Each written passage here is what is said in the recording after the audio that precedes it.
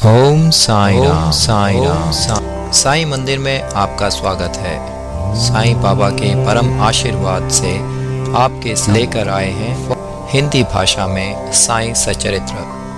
हम आशा करते हैं कि बाबा की दया दृष्टि हम सभी पर बनी रहे और उनका स्नेह हम सबको प्राप्त होता रहे। ओम साईं राम साईं राम। अध्याय 31 मुक्तिदान। सन्यासी विजयानंद बालाराम मानकर नूलकर मेघा भाग की मुक्ति। इस अध्याय में हेमाडपंत बाबा के सामने कुछ भक्तों की मृत्यु तथा बाघ के प्राण त्याग की कथा का वर्णन करते हैं। प्रारंभ। मृत्यु के समय जो अंतिम इच्छा या भावना होती है वही भवितव्यता का निर्माण करती है। श्री कृष्ण ने गीता अध्याय 8 में कहा है कि जो अपने जीवन के अंतिम क्षण में मुझे स्मरण करता है वह मुझे ही प्राप्त होता है तथा उस समय वह जो कुछ भी दृश्य देखता है उसी को अंत में पाता है। यह कोई भी निश्चयात्मक रूप से नहीं कह सकता कि उस क्षण हम केवल उत्तम विचार ही कर सकेंगे। जहाँ तक अनुभव में आया है ऐसा प्रतीत होता है कि उस समय अनेक कारणों से भयभीत होने की संभावना रहती है। इसके अनेक कारण हैं, इसलिए मन को इच्छा अनुसार किसी उत्तम विचार के चिंतन में ही लगाने के लिए नित्याभ्यास अत्यंत आवश्यक है। इस कारण सभी संतों ने हरि स्मरण और जाप को ही श्रेष्ठ बताया है ताकि मृत्यु के समय हम किसी घरेलू उलझन में ना पड़ जाएं। अतः ऐसे अवसर पर भक्तगण पूर्णतः संतों के शरणागत हो जाते हैं ताकि संत जो कि सर्वज्ञ हैं उचित पथ प्रदर्शन कर हमारी यथेष्ट सहायता करें। इसी प्रकार के कुछ उदाहरण नीचे दिए जाते हैं। विजयानंद। एक मद्रासी सन्यासी विजयानंद मानसरोवर की यात्रा करने निकले।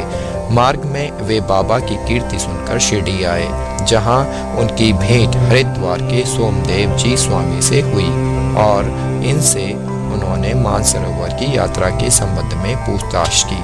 स्वामी जी ने उन्हें बतलाया कि मानसरोवर गंगोत्री से 500 मील उत्तर की ओर है और मार्ग में जो कष्ट होते हैं उनका भी उल्लेख किया, जैसे कि बर्फ की अधिकता, 50 कोस तक भाषा में भिन्नता तथा भूटान वासियों के संशयी स्वभाव जो यात्रियों को अधिक कष्ट पहुंचाया करते हैं। ये सब सुनकर सन्यासी का चित्त उदास हो गया और उसने यात्रा करने का विचार त्याग कर मस्जिद में जाकर बाबा के श्री चरणों का स्पर्श किया। बाबा क्रोधित होकर कहने लगे, इस निकम्मे सन्यासी को निकालो यहाँ से, इसका संग करना व्यर्थ है। सन्यासी बाबा के स्वभाव से पूर्ण अपरिचित था। उसे बड़ी निराशा हुई, परंतु वहाँ जो कुछ भी गतिविधियां चल रही थी उन्हें वह बैठे बैठे ही देखता रहा। प्रातःकाल का दरबार लोगों से ठसाठस भरा हुआ था और बाबा को यथाविधि अभिषेक कराया जा रहा था। कोई पाद प्रक्षालन कर रहा था तो कोई चरणों को छूकर तथा कोई तीर्थ स्पर्श से अपने नेत्र तृप्त कर रहा था। कुछ लोग उन्हें चंदन का लेप लगा रहे थे तो कोई उनके शरीर में इत्र ही मल रहा था। जाति पाति का भेदभाव बुलाकर सब भक्त यह कार्य कर रहे थे। यद्यपि बाबा उस पर क्रोधित हो गए थे तो भी सन्यासी के हृदय में उनके प्रति बड़ा प्रेम उत्पन्न हो गया था। उसे यह स्थान छोड़ने की इच्छा ही न होती थी। 2 दिन के पश्चात ही मद्रास से पत्र आया कि उसकी माँ की स्थिति अत्यंत चिंताजनक है, जिसे पढ़कर उसे बड़ी निराशा हुई और वह अपनी माँ के दर्शन की इच्छा करने लगा। परंतु बाबा की आज्ञा के बिना वह शिरडी से जा ही कैसे सकता था, इसलिए वह हाथ में पत्र लेकर उनके समीप गया और उनसे घर लौटने की अनुमति मांगी। त्रिकालदर्शी बाबा को तो सबका भविष्य विदित ही था। उन्होंने कहा कि जब तुम्हें अपनी माँ से इतना मोह था तो फिर संन्यास धारण करने का कष्ट ही क्यों उठाया।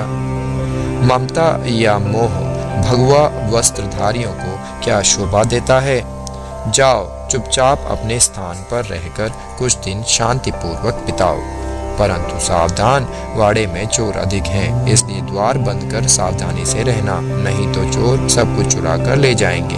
लक्ष्मी यानी संपत्ति चंचला है और यह शरीर भी नाशवान है। ऐसा ही समझकर इहलौकिक व परलौकिक समस्त पदार्थों का मोह त्याग कर अपना कर्तव्य करो। जो इस प्रकार का आचरण कर श्री हरि के शरणागत हो जाता है, उसका सब कष्टों से शीघ्र छुटकारा हो, उसे परमानंद की प्राप्ति हो जाती है। जो परमात्मा का ध्यान व चिंतन प्रेम और भक्ति पूर्वक करता है, परमात्मा भी उसकी अविलंब सहायता करते हैं। पूर्व जन्मों के शुभ संस्कारों के फलस्वरूप ही तुम यहाँ पहुँचे हो और अब जो कुछ मैं कहता हूँ उसे ध्यान पूर्वक सुनो और अपने जीवन के अंतिम ध्येय पर विचार करो। इच्छा रहित होकर कल से भागवत का 3 सप्ताह तक पठन पाठन प्रारंभ करो। तब भगवान प्रसन्न होंगे और तुम्हारे सब दुख दूर कर देंगे। माया का आवरण दूर होकर तुम्हें शांति प्राप्त होगी।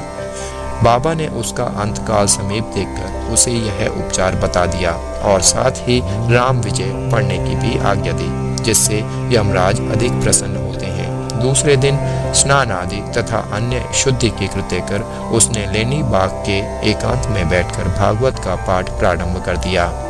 दूसरी बार पठन समाप्त होने पर वह बहुत थक गया और वाड़े में आकर 2 दिन ठहरा।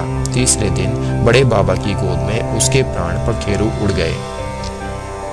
बाबा ने दर्शनों के निमित्त एक दिन के लिए उसका शरीर संभाल कर रखने के लिए कहा। तत्पश्चात पुलिस आई और यथोचित जांच पड़ताल करने के उपरांत मृत शरीर को उठाने की आज्ञा दे दी। धार्मिक कृत्यों के साथ उसकी उपयुक्त स्थान पर समाधि बना दी गई। बाबा ने इस प्रकार सन्यासी की सहायता कर उसे सद्गति प्रदान की। बालाराम मानकर नामक एक गृहस्थ बाबा के परम भक्त थे। जब उनकी पत्नी का देहांत हुआ तो वे बड़े निराश हो गए और सब घर बार अपने लड़के को सौंप वे शिरडी में बाबा के पास आकर रहने लगे। उनकी भक्ति देखकर बाबा उनके जीवन की गति परिवर्तित कर देना चाहते थे, इसलिए उन्होंने उन्हें 12 रुपये देकर मनछिंदगढ़ जिला सतारा में जाकर रहने को कहा।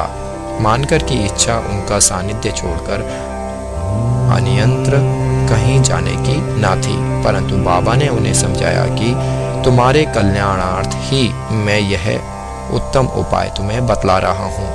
इसलिए वहां जाकर दिन में 3 बार प्रभु का ध्यान करो। बाबा के शब्दों में विश्वास कर वह मच्छिंदगढ़ चला गया और वहां के मनोहर दृश्यों, शीतल जल तथा उत्तम पवन और समीपस्थ दृश्य को देखकर उसके चित्त को बड़ी प्रसन्नता हुई। बाबा द्वारा बतलाई विधि से उसने प्रभु का ध्यान करना प्रारंभ कर दिया और कुछ दिनों के पश्चात ही उसे दर्शन प्राप्त हो गया। बहुधा भक्तों को समाधि या तुरीयावस्था में ही दर्शन होते हैं, परंतु मानकर जब तुरीयावस्था से प्राकृत अवस्था में आया तभी उसे दर्शन हुए। दर्शन होने के पश्चात मानकर ने बाबा से अपने को वहां भेजने का कारण पूछा। बाबा ने कहा कि शिरडी में तुम्हारे मन में नाना प्रकार के संकल्प विकल्प उठने लगे थे, इसी कारण मैंने तुम्हें वहां भेजा कि तुम्हारे चंचल मन को शांति प्राप्त हो। तुम्हारी धारणा थी कि मैं शिरडी में ही विद्यमान हूँ और 3.5 हाथ के इस पंच तत्व के पुतले के अतिरिक्त कुछ भी नहीं हूँ, परंतु अब तुम मुझे देखकर यह धारणा बना लो कि जो तुम्हारे सामने शिरडी में उपस्थित है और जिसके तुमने दर्शन किए वह दोनों अभिन्न है या नहीं। मानकर वह स्थान छोड़कर अपने निवास स्थान बांद्रा को रवाना हो गया। वह पूना से दादर रेल द्वारा जाना चाहता था, परंतु जब वह टिकट घर पर पहुंचा तो वहां अधिक भीड़ के कारण वह टिकट खरीद ना सका। इतने में एक देहाती जिसके कंधे पर एक कंबल पड़ा था तथा शरीर पर केवल एक लंगोटी के अतिरिक्त कुछ ना था, वहां आया और मानकर से पूछने लगा कि आप कहाँ जा रहे हैं। मानकर ने उत्तर दिया कि मैं दादर जा रहा हूँ। तब वह कहने लगा कि मेरा यह दादर का टिकट आप ले लीजिए, क्योंकि मुझे यहाँ एक आवश्यक कार्य आ जाने के कारण मेरा जाना आज ना हो सकेगा। मानकर को टिकट पाकर बड़ी प्रसन्नता हुई और अपनी जेब से वे पैसे निकालने लगे। इतने में टिकट देने वाला आदमी भीड़ में कहीं अदृश्य हो गया। मानकर ने भीड़ में पर्याप्त छानबीन की, परंतु सब व्यर्थ ही हुआ। जब तक गाड़ी ना छूटी, मानकर उसके लौटने की ही प्रतीक्षा करता रहा, परंतु वह अंत तक ना लौटा। इस प्रकार मानकर को इस विचित्र रूप में द्वितीय बार दर्शन हुए। कुछ दिन अपने घर ठहरकर मानकर फिर शिरडी लौट आया और श्री चरणों में ही अपने दिन व्यतीत करने लगा। अब यह वह सदैव बाबा के वचनों और आज्ञा का पालन करने लगा। अंततः उस भाग्यशाली ने बाबा के सम्मुख उनका आशीर्वाद प्राप्त कर अपने प्राण त्यागे। तात्या साहेब नूलकर। हेमांड पंत ने तात्या साहेब नूलकर के संबंध में कोई विवरण नहीं लिखा है। केवल इतना ही लिखा है कि उनका देहांत शिरडी में हुआ था। साईं लीला पत्रिका में संक्षिप्त विवरण प्रकाशित हुआ था। सन 1909 में जिस समय तात्या साहेब पंढरपुर में उप न्यायाधीश थे, उसी समय नाना साहेब चांदोरकर भी वहां के मामलातदार थे। ये दोनों आपस में बहुधा मिला करते और प्रेम पूर्वक वार्तालाप किया करते थे। तात्या साहेब संतों में अविश्वास करते थे, जबकि नाना साहेब की संतों के प्रति विशेष श्रद्धा थी। नाना साहेब ने उन्हें साईं बाबा की लीलाएं सुनाई और एक बार शिरडी जाकर बाबा का दर्शन लाभ उठाने का आग्रह भी किया। वे दो शर्तों पर चलने को तैयार हुए। एक, उन्हें ब्राह्मण रसोइया मिलना चाहिए। दो, भेंट के लिए नागपुर से उत्तम संतरे होने चाहिए। शीघ्र ही ये दोनों शर्तें पूर्ण हो गईं। नाना साहेब के पास एक ब्राह्मण नौकरी के लिए आया, जिसे उन्होंने तात्या साहेब के पास भिजवा दिया, और एक संतरे का पार्सल भी आया, जिस पर भेजने वाले का कोई पता न लिखा था। उनकी दोनों शर्तें पूरी हो गई थीं, इसलिए अब उन्हें शिरडी जाना ही पड़ा। पहले तो बाबा उन पर क्रोधित हुए, परंतु जब धीरे धीरे तात्या साहेब को विश्वास हो गया कि वे सचमुच ही ईश्वर अवतार हैं, तो वे बाबा से प्रभावित हो गए और फिर जीवन पर्यंत वहीं रहे। जब उनका अंतकाल समीप आया तो उन्हें पवित्र धार्मिक पाठ सुनाया गया और अंतिम क्षणों में उन्हें बाबा का पाद तीर्थ भी दिया गया। उनकी मृत्यु का समाचार सुनकर बाबा बोल उठे, अरे तात्या तो आगे चला गया, अब उसका पुनः जन्म नहीं होगा। मेघा। 28वें अध्याय में मेघा की कथा का वर्णन किया जा चुका है। जब मेघा का देहांत हुआ तो सब ग्रामवासी उनकी अर्थी के साथ चले और बाबा भी उनके साथ सम्मिलित हुए तथा उन्होंने उनके मृत शरीर पर फूल बरसाए। दाह संस्कार होने के पश्चात बाबा की आंखों से आंसू गिरने लगे। एक साधारण मनुष्य के समान उनका भी हृदय दुख से विदीर्ण हो गया। उसके शरीर को फूलों से ढककर एक निकट संबंधी के सदृश रोते पीटते वे मस्जिद को लौटे। सद्गति प्रदान करते हुए अनेक संत देखने में आए हैं, परंतु बाबा की महानता अद्वितीय ही है। यहाँ तक कि बाघ सरीखा, एक हिंसक पशु भी अपनी रक्षा के लिए बाबा की शरण में आया, जिसका वृतांत निम्नलिखित है। बाघ की मुक्ति। बाबा के समाधिस्थ होने के 7 दिन पूर्व शिरडी में एक विचित्र घटना घटी। मस्जिद के सामने एक बैलगाड़ी आकर रुकी, जिस पर एक बाघ जंजीरों से बंधा हुआ था। उसका भयानक मुख गाड़ी के पीछे की ओर था। वह किसी अज्ञात पीड़ा या दर्द से दुखी था। उसके पालक 3 दरवेश थे, जो एक गांव से दूसरे गांव में जाकर उसका नित्य प्रदर्शन करते और इस प्रकार यथेष्ट द्रव्य संचय करते थे, और यही उनकी जीविकोपार्जन का एकमात्र साधन था। उन्होंने उसकी चिकित्सा के सभी प्रयत्न किए, परंतु सब कुछ व्यर्थ हुआ। कहीं से बाबा की कीर्ति उनके कानों में पड़ गई और वे बाघ को लेकर साईं दरबार में आए। हाथों से जंजीरें पकड़कर उन्होंने बाघ को मस्जिद के दरवाजे पर खड़ा कर दिया। यह स्वभावतः ही भयानक था, पर रुग्ण होने के कारण वह बेचैन था। लोग भय और आश्चर्य के साथ उसकी ओर देखने लगे। दरवेश अंदर आए और बाबा को सब हाल बताकर उनकी आज्ञा लेकर वे बाघ को उनके सामने लाए। जैसे ही वह सीढ़ियों के समीप पहुंचा, वैसे ही बाबा के तेज पुंज स्वरूप का दर्शन कर एक बार पीछे हट गया और अपनी गर्दन नीचे झुका दी। जब दोनों की दृष्टि आपस में एक हुई तो बाघ सीढ़ी पर चढ़ गया और प्रेम पूर्ण दृष्टि से बाबा की ओर निहारने लगा। उसने अपनी पूंछ हिलाकर 3 बार जमीन पर पटकी और फिर तत्क्षण ही अपने प्राण त्याग दिए। उसे मृत देखकर दरवेशी बड़े निराश और दुखी हुए।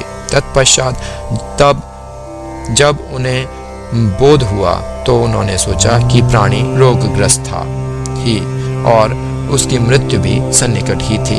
चलो, उसके लिए अच्छा ही हुआ कि बाबा सरीखे महान संत के चरणों में उसे शरणागति प्राप्त हो गई।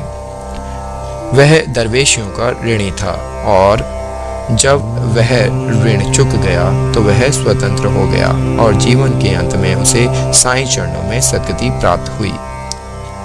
जब कोई प्राणी संतों के चरणों पर अपना मस्तक रखकर प्राण त्याग दे तो उसकी मुक्ति हो जाती है। पूर्व जन्मों के शुभ संस्कारों के अभाव में ऐसा सुखद अंत होना कैसे संभव है। श्री सद्गुरु साईनाथार्पणमस्तु। शुभम भवतु।